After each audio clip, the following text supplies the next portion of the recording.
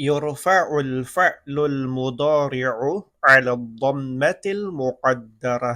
مرفوع ang fa'lul mudari' sa dhammatul muqaddarah. Ibig sabihin, kapag ang fa'lul mudari' ay marfu', ang kanyang palatandaan ay dhammatul muqaddarah, itakdir o isipin na dhamma kahit hindi mo nakikita. Idha kana al-fa'lu mu'tallal akhir. Kapag ang pandiwa, ang kanyang dulo ay mu'tal, ay may sakit. Wa huruful illati hiya al-alifu, al-wawu, al-ya'u.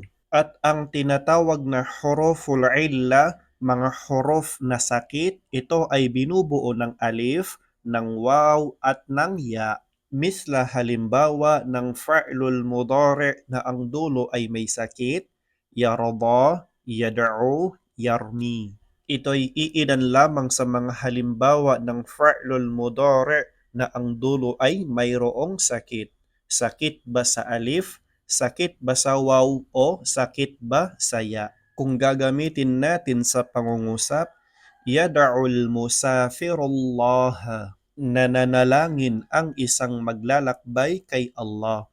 Ang pag-i'rab ng yad'u, fa'lun mudari'un marfu'un litajarrudihi minan nasibi wal jazimi wa alamatu raf'ihi dhammatul muqaddaratu ala akhirih. Ang yad'u, ito ay fa'lul mudari' na marfu' dahil siya ay hindi naunahan ng magmamansub at ng magmajazum. At ang alamah, palatandaan ng kanyang pagiging marfu' ay dhammatul muqaddarah, itakdir o isipin na mayroong dhamma sa kanyang dulo. Mana'a min zuhuriha thiqal.